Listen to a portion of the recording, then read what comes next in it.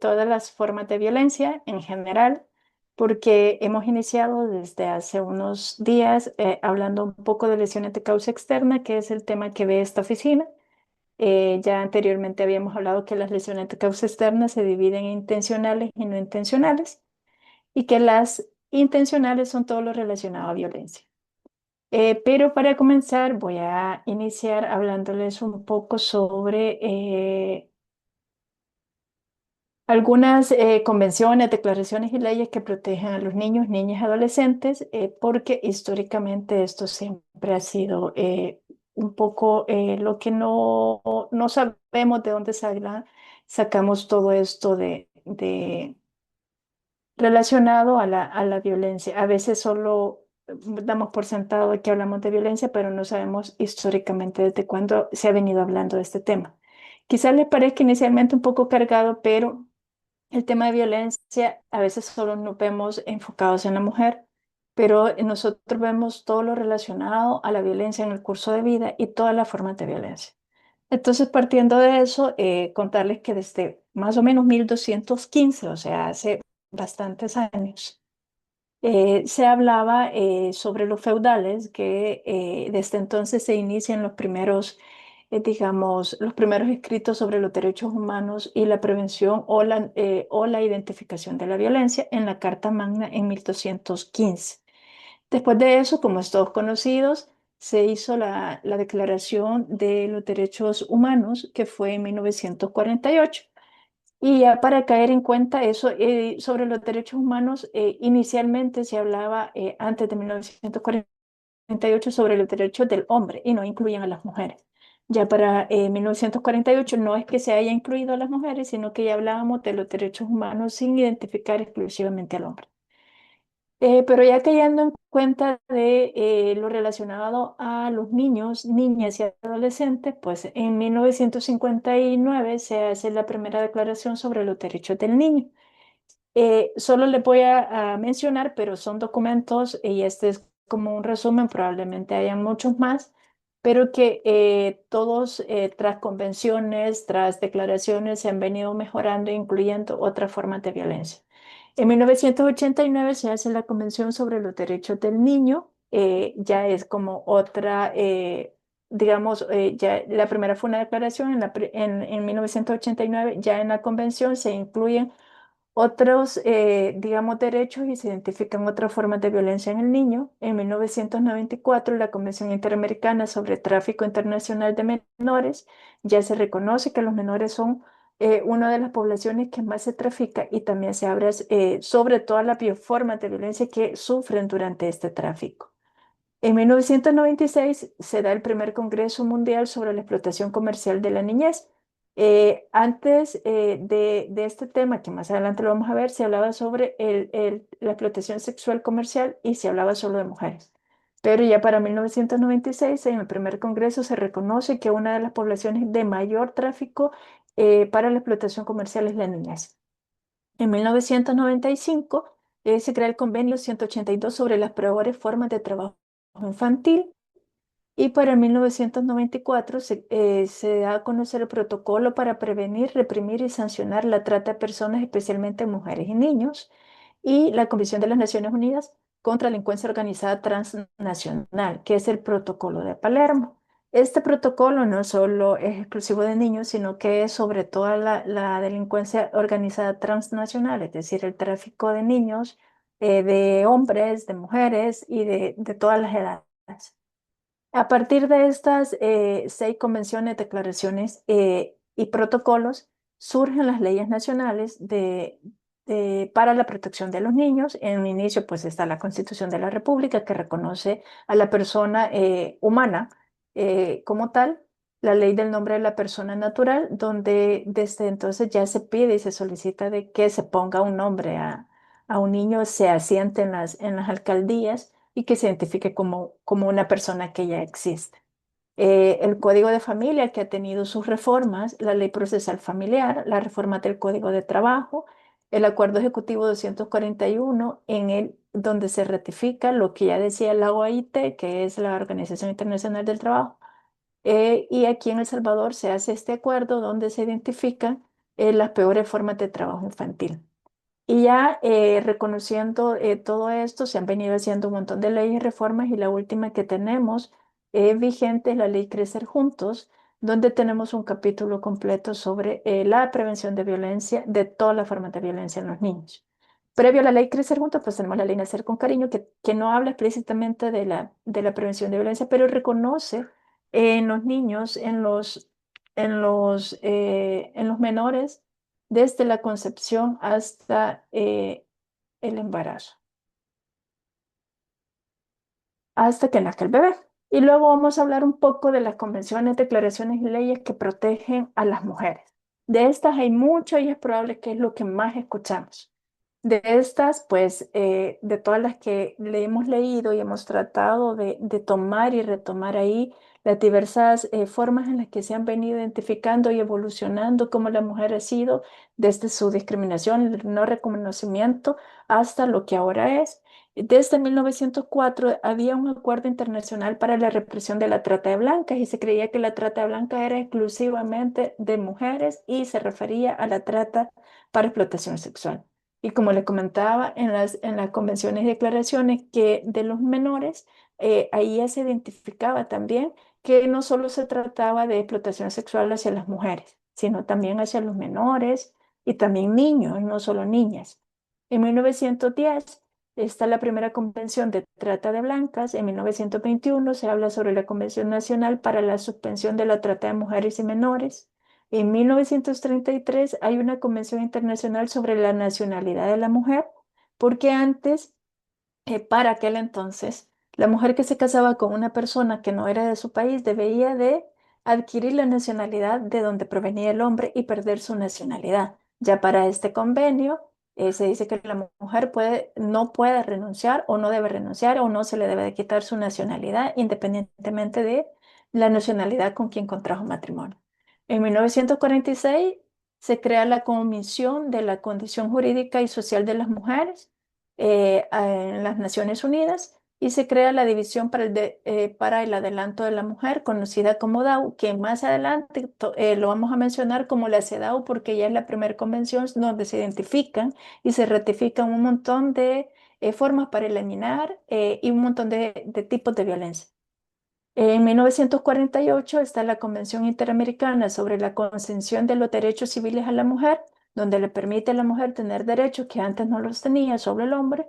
En 1949 está el Convenio para la Represión de la Trata de Personas y Explotación de Prostitución Ajena. En 1951 se habla sobre la Convención 100, donde hay igualdad de remuneración. Antes de esa fecha, pues la mujer podía trabajar, pero por ser mujer no podía tener la misma paga que tenía un hombre. Para 1952, pues se crea la Convención sobre los Derechos Políticos de la Mujer. En el 56 se da la Convención Suplementaria sobre la Abolición de la Esclavitud, Trata de Esclavos y las instituciones y prácticas análogas a la esclavitud. Y aquí no solo se habla de mujeres, sino también de niños, niñas, adolescentes y jóvenes, que en aquel entonces la trata era sobre no solo trata para explotación, sino también la trata de servidumbre, cuando se hablaba de la esclavitud. En 1957 la nacionalidad de la mujer casada, que ratifica lo que anteriormente les había comentado. En 1958 está la Convención 111 sobre la discriminación en materia de empleo y ocupación, donde las mujeres podían tener empleo igual que los hombres y tener una ocupación igual que los hombres. En 1962 está la Convención sobre el consentimiento para el matrimonio, la edad mínima para el matrimonio y su registro. Aún en algunos países que nos forman parte de los estados partes, valga la redundancia, de la Organización de Naciones Unidas, aún el matrimonio, digamos, el matrimonio ya en menores con adultos es permitido porque es como una forma de paga. Pero en los que forman parte de la Organización de las Naciones Unidas, esto no está permitido y por eso hay una convención para determinar cuál es la edad mínima para el matrimonio. En 1966 está el Pacto Internacional de Derechos Civiles y Políticos, donde ya permite a la mujer participar dentro de elecciones. y poder votar. En el 67 está la Declaración sobre la Eliminación de la Discriminación contra la Mujer. En el 74 está la Declaración sobre la Protección de la Mujer y el Niño en estados de emergencia y conflicto armado. Para 1975, la Organización de Naciones Unidas designa el Año Internacional de la Mujer y patrocina la primera conferencia mundial de la mujer que se denomina o se dijo que se llamaría Conferencia México-América y la cual se hizo en el estado de México. En el año 1976 se crea el Fondo de Desarrollo de las Naciones Unidas para la Mujer, que es UNIFEM, y del cual dependen los programas de Naciones Unidas para el Desarrollo. En el año 1979 es la Convención para la Eliminación de todas las formas de discriminación contra la mujer. Se recuerdan que en un momento hablábamos sobre la discriminación de todas las formas de discriminación contra la mujer, que solo era la DAO, y en la CEDAW ya se hace, ya se detallan eh, más derechos y ya se detallan las formas de violencia y ya se detallan que los estados deben de tomar medidas para formar, para determinar y no permitir y eliminar todas las formas de violencia y discriminación contra la mujer. Para 1981, la Convención sobre Trabajo sobre Responsabilidad Familiar de Padres y Madres, donde ya se dice que el padre también tiene las obligaciones no solo de llevar, o sea, llevar la parte económica en la familia, sino también la crianza de los hijos. Para 1982 se crea el Comité de la CEDAW. En el 85 se realiza la tercera conferencia mundial sobre la mujer. En 1988 ya se crean los protocolos adicionales a la Convención sobre Derechos Humanos en materia de derechos económicos, sociales y culturales, que es el Protocolo de San Salvador, que dicho sea de paso, hasta la fecha, el Ministerio de Salud eh, emite informes a Cancillería para que el país pueda emitir informe de nación sobre los derechos económicos, sociales y culturales en el país. En 1990 se realiza la Convención 171 sobre el trabajo nocturno. Perdón, aquí me pasé. En el 92 se dan los protocolos facultativos de la CEDAW. En 1993 está la Declaración sobre la Eliminación de la Violencia contra la Mujer. En el 94 la Convención Interamericana sobre la Prevención, el Castigo y Erradicar Violencia contra la Mujer. En 1994, la Plataforma de Acción de Beijing, que muchas quizás la hayan escuchado, yo les estoy hablando un poco así como a grandes rasgos, pero hay un montón de convenciones y declaraciones y de reuniones que se hicieron para poder llegar a muchos países, para que muchos países puedan tener ya leyes y políticas que permitan la eliminación para la prevención de todas las formas de violencia. Para el 96 se da la Asamblea Mundial de la Salud, donde ya se reconoce la violencia como una prioridad de salud pública y donde también se da la Relatoría Especial de la Organización de Naciones Unidas sobre la violencia, causas y sus consecuencias. Aquí determina no solo la violencia hacia la mujer, sino todas las formas de violencia en los niños, en las adolescentes, en las mujeres, en los hombres y en los adultos mayores. Para 1997, la Asamblea General de Naciones Unidas adopta la estrategia y medidas para la prevención de violencia en la mujer, para la prevención del delito y la justicia penal. Y en 1998 están los estatutos de Roma. Estos estatutos sobre la Corte Penal Internacional, donde ya se crean se establece que los estados deben de hacer un proceso judicial para poder penalizar los delitos hacia las mujeres. En el 2004 se crea la Oficina del Asesor Especial para Asuntos de Género en las Naciones Unidas y en el 2010 se crea ONU Mujeres. Eso a grandes rasgos, hay muchos más decretos, convenciones y hay convenciones que van ratificando declaraciones y leyes anteriores que han permitido la evolución de la participación de la mujer en todos sus ámbitos. Ya viendo la parte de las leyes nacionales que protegen a la mujer contra la violencia, pues como igual que en el niño, la Constitución de la República que nos reconoce como seres humanos, ¿verdad? La creación del Instituto Salvadoreño para el Desarrollo de la Mujer, la Ley contra la Violencia Intrafamiliar que ha tenido sus modificaciones, la reforma al Código Penal, las disposiciones especiales relacionadas a las personas obligadas a pagar pensiones alimentarias, la reforma del Código Civil, la ratificación del convenio número 156 de la Organización Internacional del Trabajo sobre igualdad de oportunidades entre trabajadores y trabajadoras. El país, El Salvador, también ratificó el convenio número 100 relativo a la igualdad de remuneración entre la mano de obra masculina y femenina. Y el 25 de noviembre del 2010, la Asamblea de entonces aprueba la Ley Especial Integral para una Libre de Violencia para las Mujeres, conocida como Ley. Y casualmente esta ley se aprueba el día, bueno, no fue casualidad, fue con un propósito, se aprueba el día 25 de noviembre, que es el Día Internacional para la eliminación y erradicación de todas las formas de violencia hacia la mujer. En el año 2011 se crea la Ley de Igualdad, Equidad y Erradicación de la Discriminación contra las Mujeres en El Salvador, conocida como la LIE. Y bueno, a raíz de todas estas leyes se crean varias políticas. Aquí me pasó algo, así ya, ahí va. Varias políticas, varios programas. ISDEMU, que anteriormente ya existía, una vez aprobadas estas leyes, tiene otras funciones. Se crean las unidades de género en todas las instituciones y secretarías de Estado y hasta en hasta en las instituciones privadas. Se solicita que haya un área de género. Eh, se visibiliza todas las formas de violencia. Eso en relación a la mujer.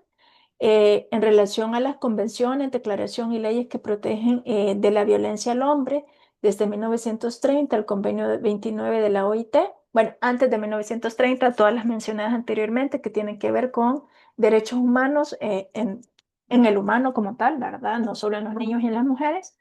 En 1948, la Declaración Universal de los Derechos Humanos, como les decía. En 1955 está el Convenio 105 de la OIT relativo a la abolición del trabajo forzoso. En 1965, la Convención Internacional sobre la Eliminación de todas las formas de discriminación racial. En 1966, el Pacto Internacional de Derechos Civiles y Políticos. Luego, en el 75, la Declaración sobre la Protección de todas las personas contra la tortura, que dicho sea de paso, la CAT todavía, bueno, todavía no, el Estado salvadoreño emite informe al comité que hace valer la Declaración de Protección de las Personas contra la Tortura, y todavía el país da informe a ese convenio. En el 75 también está el convenio sobre las migraciones en condiciones abusivas y promoción de igualdad de oportunidades de trato a los trabajadores migrantes. Y del 1955 al 2005 se hacen 11 congresos de las Naciones Unidas sobre la prevención del delito y tratamiento de delincuentes. Esto es un proceso y todavía se siguen haciendo estos congresos. Bueno, el último en el 2005, pero aún tienen nuevas reformas. Y esto habla sobre la prevención de delito y tratamiento de delincuentes, eh, que incluye también a los hombres. Las leyes nacionales que protegen de la violencia al hombre adulto no existe como en la mujer la ley IBI y la LIE, pero sí hay leyes que lo protegen, como la Constitución de la República, el Código de Trabajo, el Código de Salud, la ley de la Procuraduría de la Defensa de los Derechos Humanos, la ley procesal de familia y la ley de creación contra la violencia intrafamiliar. Y luego hablamos un poco sobre las convenciones, declaraciones y leyes que protegen a las personas adultas mayores. Desde el 82 hay un plan de acción internacional sobre el envejecimiento. En el año 91 se realiza la primera Convención Interamericana sobre la protección de los derechos de las personas adultas mayores. Está el principio de las Naciones Unidas en favor de las personas de edad. En el 92 se proclama la Proclamación sobre el Envejecimiento. En el año 2002 es la segunda Asamblea Mundial sobre el Envejecimiento y en el 2003 se adopta la Estrategia Regional de Implementación para América Latina y el Caribe del Plan de Acción Internacional de Madrid sobre el Envejecimiento. Estas leyes a nivel internacional han permitido que se creen las leyes nacionales para la prevención de violencia en los en los adultos mayores. La Constitución de la República, la que las menciono en todo el curso de vida, el Código de Familia, el Código de Salud, la Ley de Atención Integral a las Personas Adultas Mayores, la Ley contra la Violencia Intrafamiliar y también la Ley Especial para la Protección de los Derechos de las Personas Adultas Mayores, que tiene, que especifica y aclara uno de los artículos sobre negligencia y abandono hacia la persona adulta mayor. Y luego tenemos también, aquí me pasó algo, las leyes que protegen de la violencia a las personas en condición de discapacidad. Pues a grandes rasgos, también igual que el anterior, desde 1948 hasta el 2006, solo mencioné 10, pero son muchas más. Inicialmente se hablaba de las personas con discapacidad, no se decía personas con discapacidad, sino que tenían otros términos que con el tiempo vino evolucionando para que no fuera una forma discriminativa de mencionarlos. En el 48 se habla también de los derechos humanos de todas las personas, incluyendo las personas con discapacidad. En el 71 se da la primera declaración de los derechos de las personas con retraso mental. En el 75 se habla sobre los derechos de los impedidos, como les decía, son otros términos que ahora son, pero ya, ay, perdón, que se consideran discriminativos para este tipo de personas. La Declaración de la Persona Sorda y Ciega. En el 81 se da el Año Internacional de las Personas con Discapacidad. Ya en el 82 se crea el Programa de Acción Mundial para las Personas con Discapacidad. En el 83 la OIT realiza un convenio y habla sobre la readaptación profesional y el empleo de las personas inválidas, y lo ponemos entre comillas porque ya para entonces se tenía que usar el término de personas con discapacidad. En el año 90 hay directrices de Tallinn para el desarrollo de recursos humanos en la esfera de las personas con discapacidad. En 1999 la Convención Interamericana para la Eliminación de todas las formas de discriminación contra las personas con discapacidad. Y en el 2006 la Convención sobre los Derechos de las Personas con Discapacidad. Todas estas leyes, convenciones, declaraciones han permitido la creación del Consejo Nacional de las Personas con Discapacidad. Hay una política, una ley y un reglamento de equiparación de oportunidades para las personas con discapacidad. Hay instructivos y normas para la accesibilidad a las personas con discapacidad.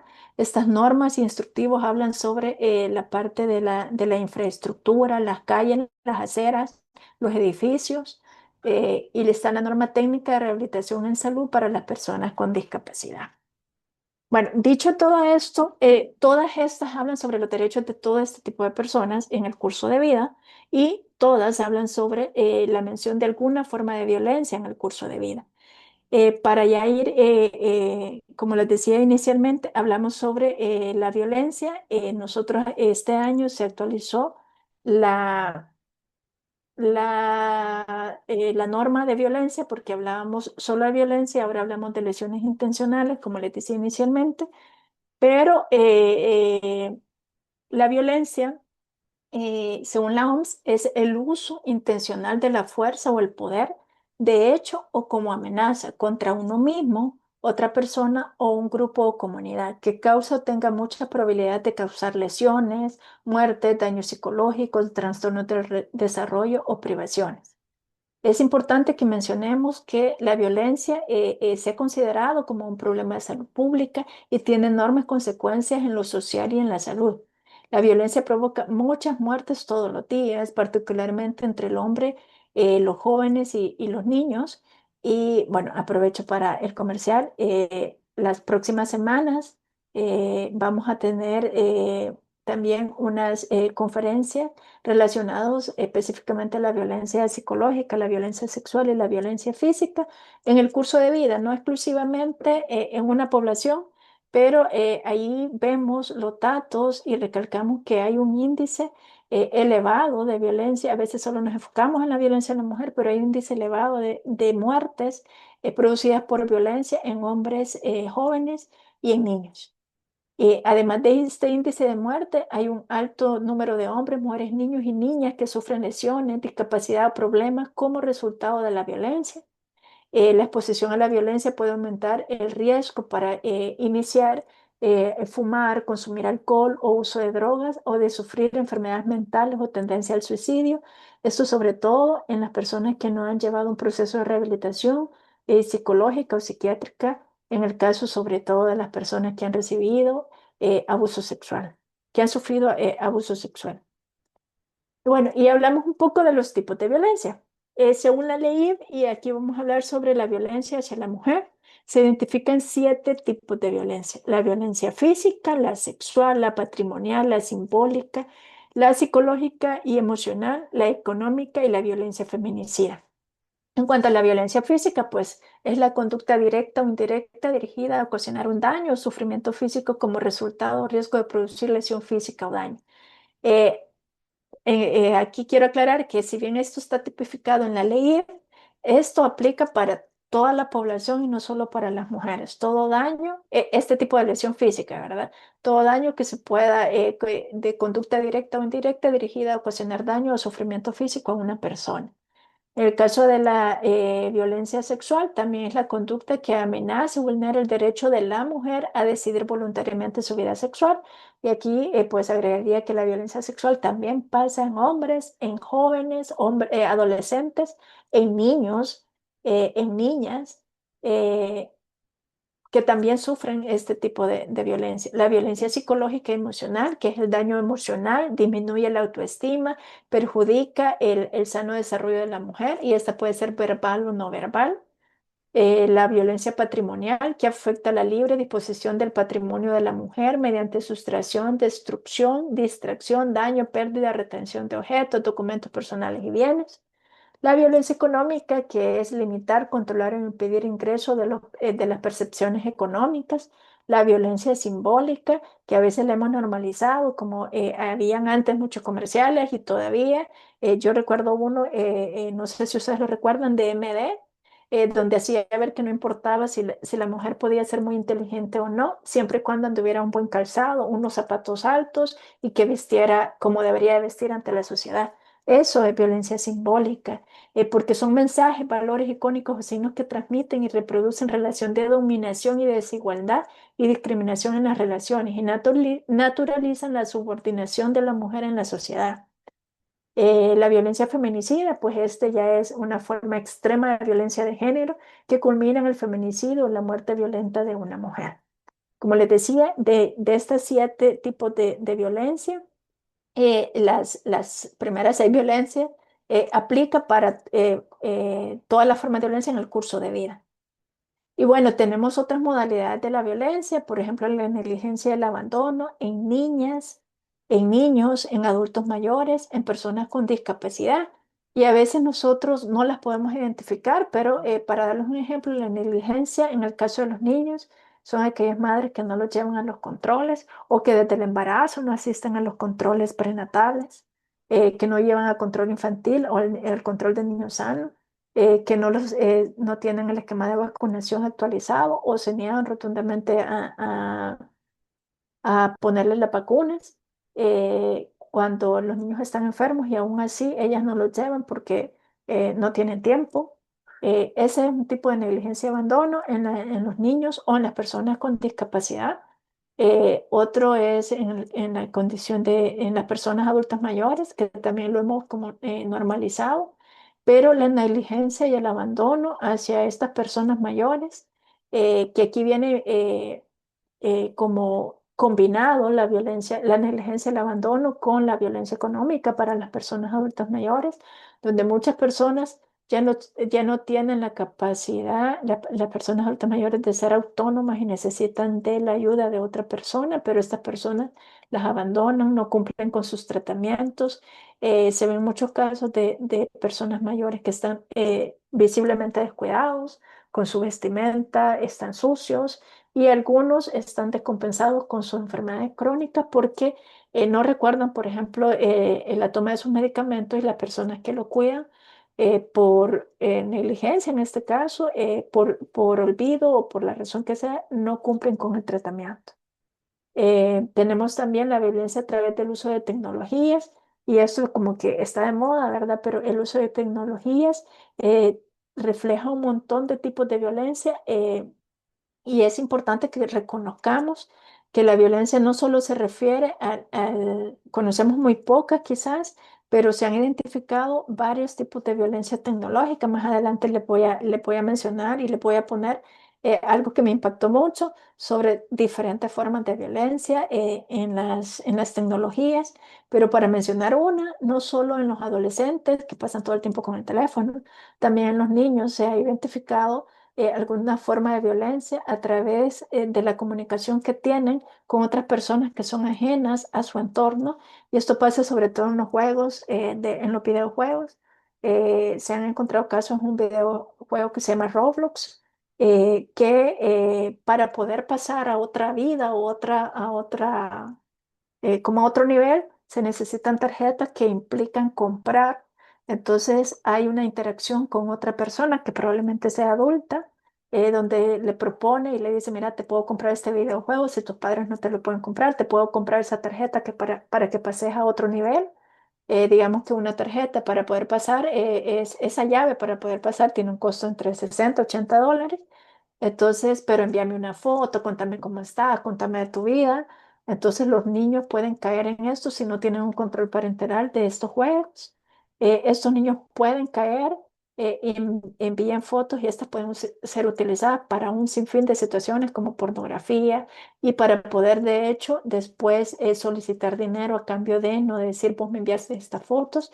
Y aquí vienen cadenas, otra forma de violencia como es la violencia autoinfligida, donde muchos adolescentes, después de compartir imágenes con personas que desconocen totalmente, pero que tienen una relación, digamos, virtual o a través de la tecnología, pero que no se conocen físicamente, y que después de chantajes y extorsiones han decidido quitarse la vida. Esto no es fuera del país, esto ha pasado en este país donde los adolescentes, después de una investigación, se dan cuenta de que es por esa razón que han decidido quitarse la vida.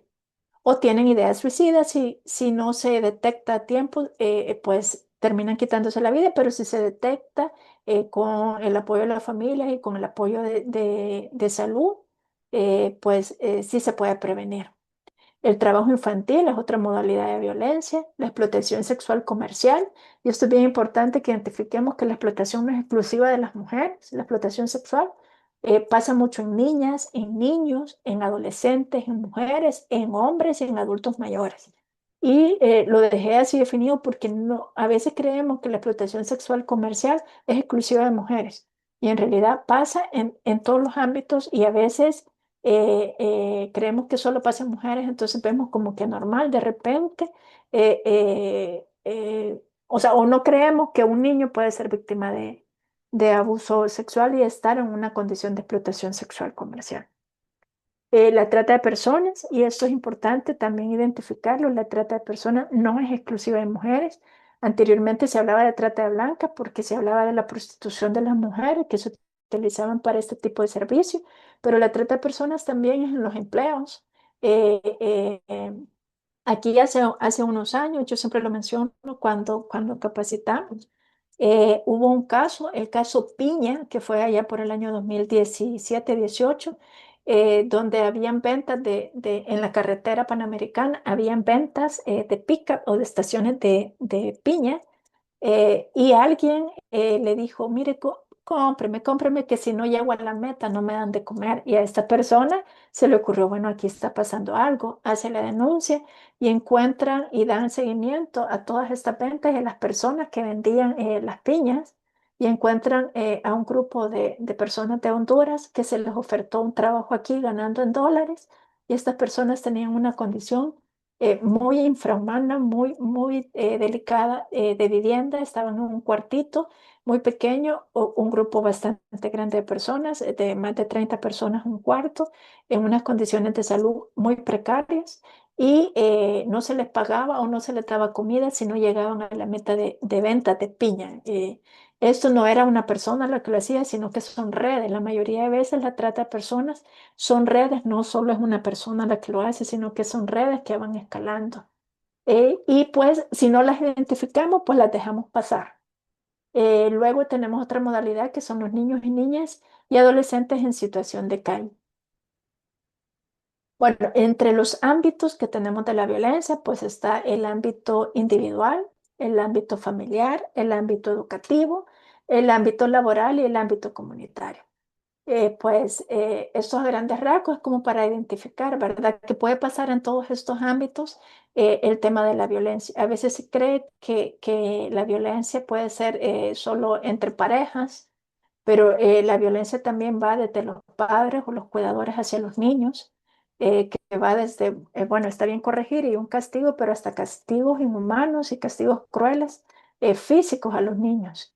En el ámbito educativo, pues les decía un poco sobre el tema de el bullying y varios tipos de violencia que se dan en el área educativa entre otros. Y bueno, les hacía mención de cuántas formas de violencia digital hay. Pues yo inicialmente, esto lo recibimos hace poco, tuve la oportunidad de recibir una conferencia, una ponencia de una experta en violencia basada en género y hablaba sobre diferentes formas de violencia digital y esto no es exclusivamente de la mujer.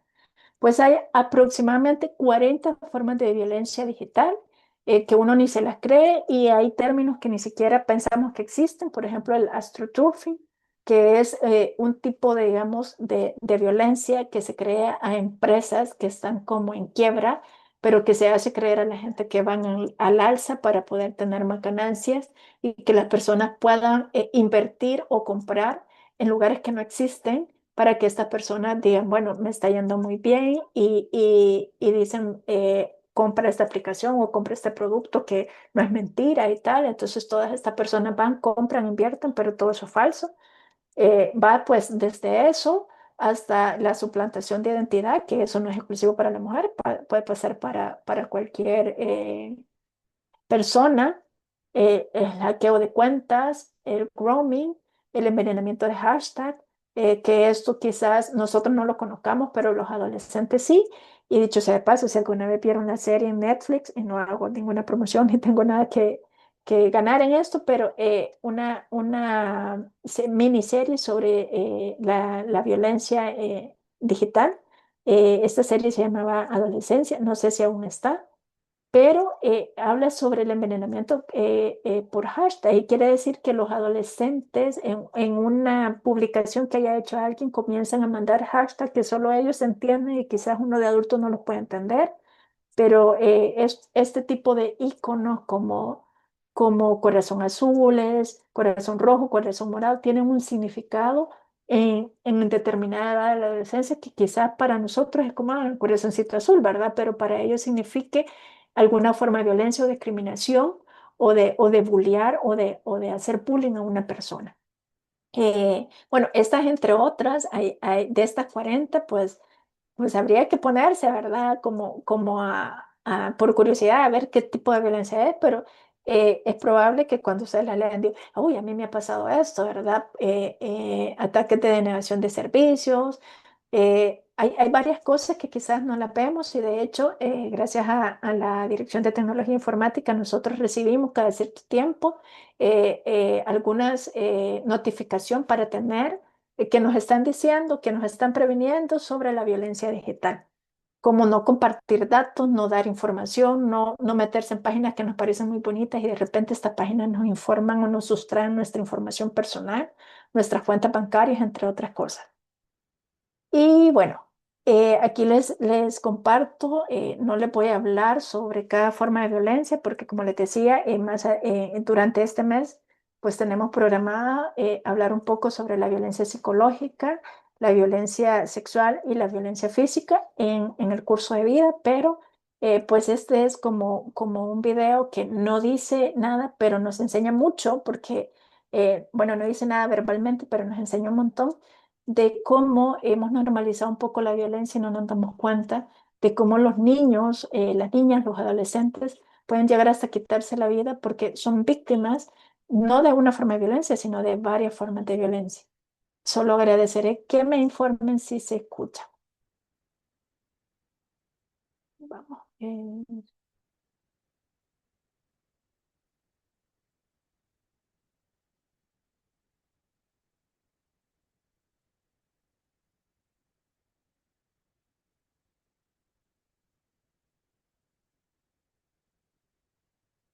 Doctora, ¿Mandé? no se escucha. ¿No se escucha? No, tiene que dejar de compartir y cuando le vuelva a dar compartir, en la parte de un ladito dice compartir audio de la computadora y ahí ya va a salir el sonido. Perdón, y ahora se escucha.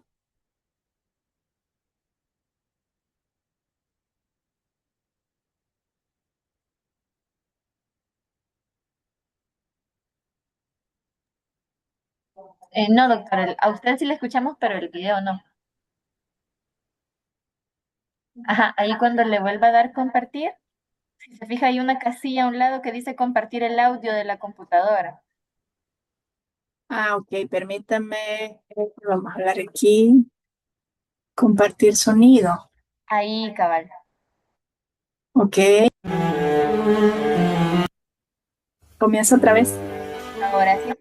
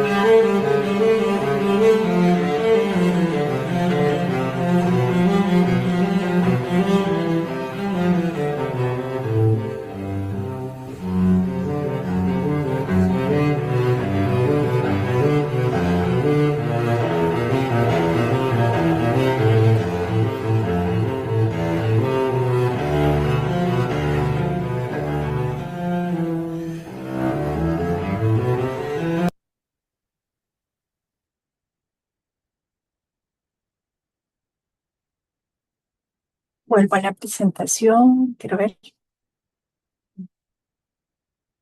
Bueno, sí me gustaría, si tienen alguna intervención que les llamó la atención, para hacer un poquito interactivo esto. ¿Alguna vez habían visto eso? ¿Qué les parece?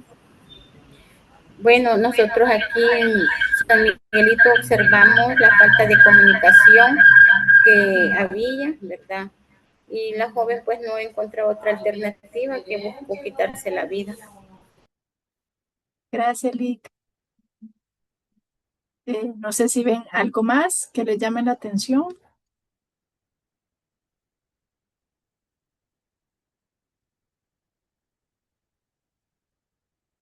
Lo pueden escribir también.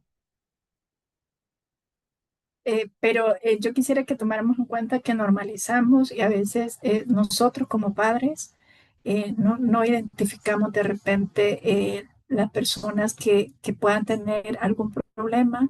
En ese caso es un video de hace un montón, creo yo, pero era el periódico, pero hoy por hoy vemos a los padres o a los cuidadores en el teléfono todo el tiempo. Y si ustedes se dan cuenta, a veces si salen a comer en una mesa, están todos con el teléfono desde el más pequeño hasta el más grande. No hay comunicación, no hay manera de decir las cosas. Y esto pues crea pues más aislamiento o más de depresión. En este caso la chica sí intentó contarle a su mamá, pero ella no le prestó la atención adecuada. Pero así un montón de cosas, ¿verdad? Que se van dando, que no son capaces de decir y en este caso, como nuestro trabajo desde el Ministerio de Salud y sobre todo un reto bien grande para los psicólogos y trabajadores de salud, porque ellos son los primeros en identificar esta forma de violencia. Eh, Doctora, también los aspectos físicos presentan los adolescentes, ¿verdad? Cuando empiezan a meterse también algún artefacto, como algún medicamento o algo que pueda estar tomando, ¿verdad? Y eso lo lleva, ¿cómo se llama?, a buscar otras salidas. Y ahí se observaba también ahí que aparte de eso, de la falta de comunicación, ¿verdad? Que no le prestaba la persona que era tal vez la familiar, ¿verdad? También entre los amigos en el grupo, eso se pasaba desapercibido y eso nos puede pasar aquí también en las unidades de salud. Puede venir alguien con un tipo de problema así y no se le tome en cuenta. De hecho, como lo dice aquí alguien que escribió, Rosana Cortés, que hemos normalizado, y no solo pasa en los adolescentes, sino en los adultos. Quizás en los adultos, pues tenemos que buscar como la forma de hablar y somos más capaces, digámoslo, de saber sobrellevar estas cosas y salimos y si tenemos una red de apoyo como nuestra familia o amigos o otros compañeros, ¿verdad? Y lo sobrellevamos. En el caso de los adolescentes, pues como que de repente todos le damos la espalda al adolescente, incluyéndonos nosotros como Estado, como sistema de prestadores de servicios de salud, porque hemos normalizado de que esto pasa, ¿verdad? Vos, pues si te vestís así, andas así vestida, entonces tendemos a juzgar y a no tener empatía con estas personas. Los adolescentes son personas que neurológicamente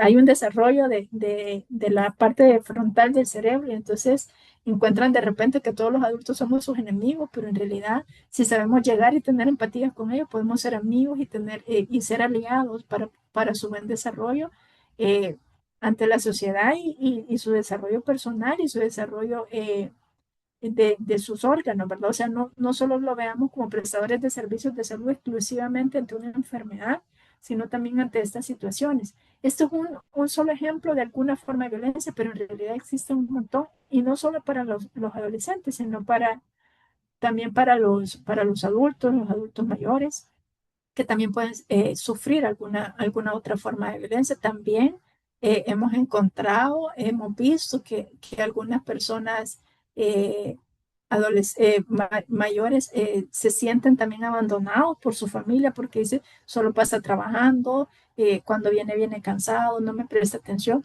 Y las personas mayores también tienden a tener ideas suicidas y a tener comportamientos ya de este tipo.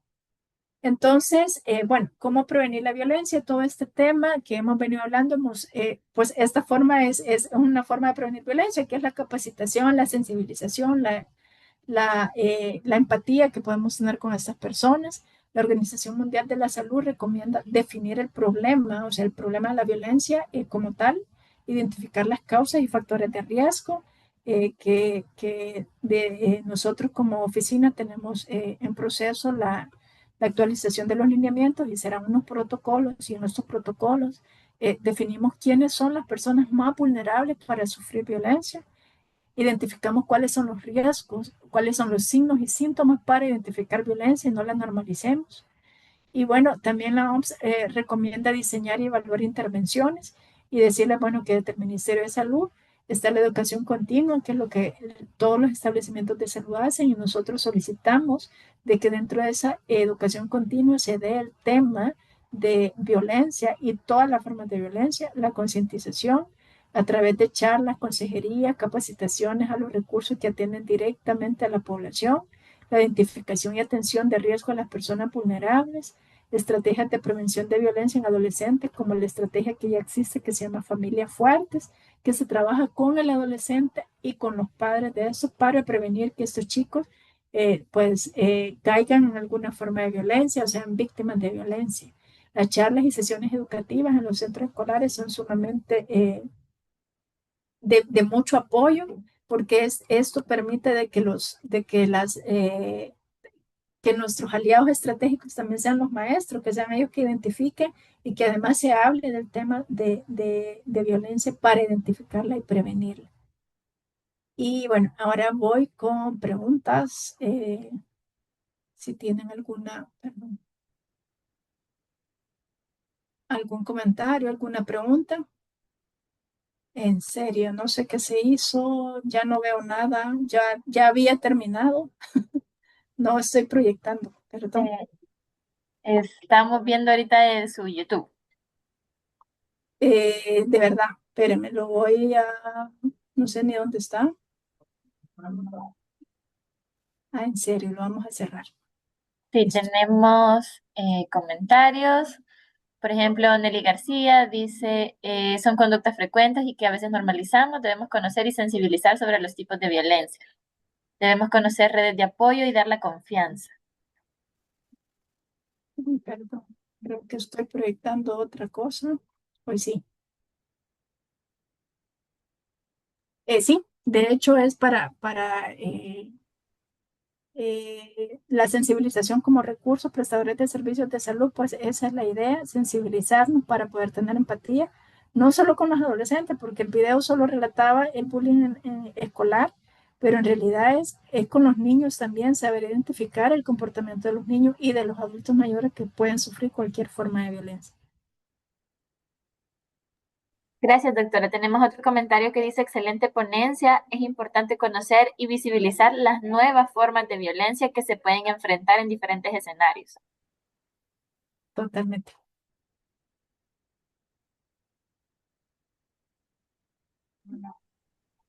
También dice un comentario que a veces existe también el acoso de los docentes con los alumnos. Sí, y lo que pasa es que aquí no solo es la sensibilización del adulto, sino también del del adolescente para reconocer cuando él está siendo víctima de violencia. Y aquí se habla no solo de la violencia y viceversa también, como lo dice aquí el compañero, identificar la violencia, no naturalizarla, no porque una chica es bonita, así todos los chicos, incluso el profesor puede acosarla porque está claro que se puede, pues, halagar a una persona, pero el acoso ya entra en otros términos, ya hay otras intenciones. Entonces, como también crear conciencia y dar a conocer a los adolescentes, tanto chicas como chicos, de que no, o sea, que no naturalicemos la violencia.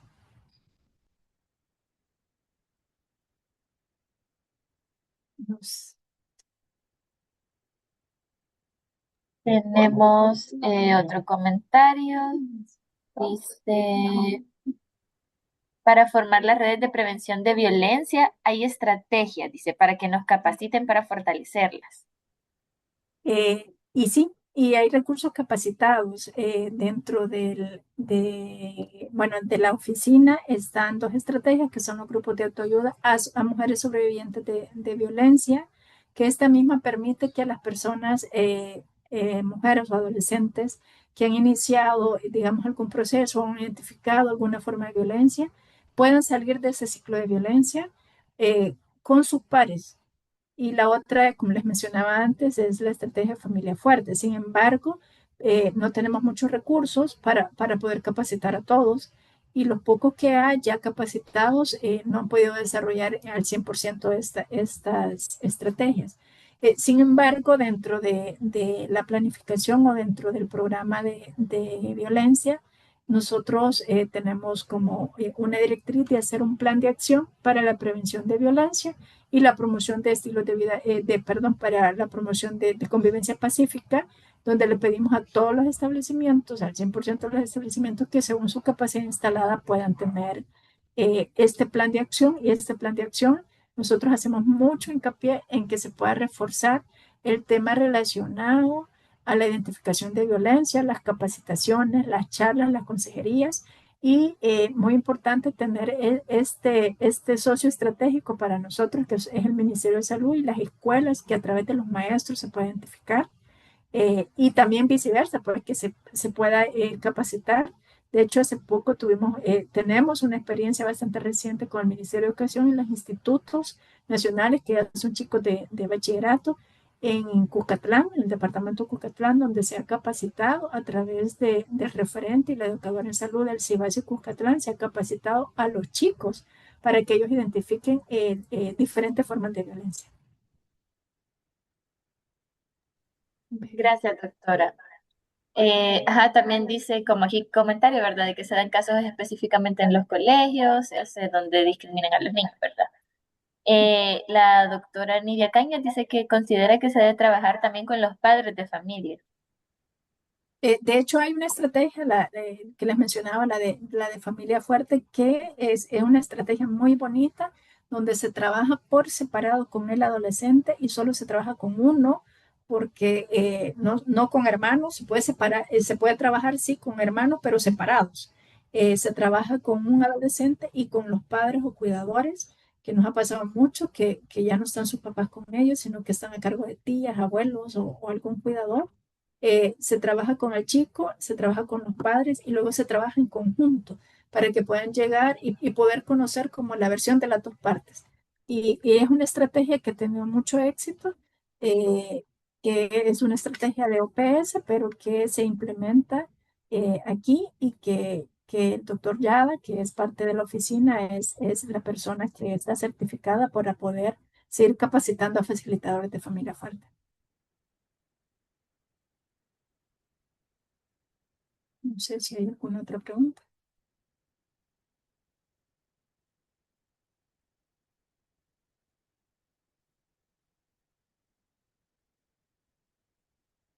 Pero, Eh, no sé si ya la vio, dice que si existen cartas didácticas actualizadas en cada temática para abordaje de las sesiones educativas. en realidad, no. Estamos trabajando en ellas junto con adolescentes, porque ellos tienen ya como cartas didácticas. Antes tenían un tema de los promotores adolescentes, pero nosotros no tenemos cartas didácticas como tal. Sí las estamos trabajando y esperamos que poder tenerlas. Quiero ver. La doctora Nidia también nos agrega que sobre todo con los adolescentes que se encuentran bajo cargo de otro familiar, dice que no es el padre o la madre, como los tíos, los abuelos y demás familia. Sí, la verdad es que se trata cuando se logran captar, ¿verdad? Porque uno de los retos más grandes es poder identificar. No siempre tenemos al adolescente que nos dice, yo vengo porque me está pasando esto, o a la mujer o al adulto mayor, sino que es como esta capacidad que podamos tener como recursos de nosotros identificar que algo no está bien para poder pues trabajar con ellos. Pero como lo dice la autora, es un desafío sumamente enorme que tiene que ver un poco con la actitud y la empatía que nosotros como prestadores de servicios de salud podemos tener con esta población. Muchas gracias, doctora. No sé si habrá algún otro comentario, alguna pregunta. ¿No? Bueno, si eso es todo, le agradecemos mucho por su tiempo, doctora, Gracias a y les usted. invitamos a estar pendientes de las próximas ponencias a todos. Feliz tarde. Gracias. Buenas tardes.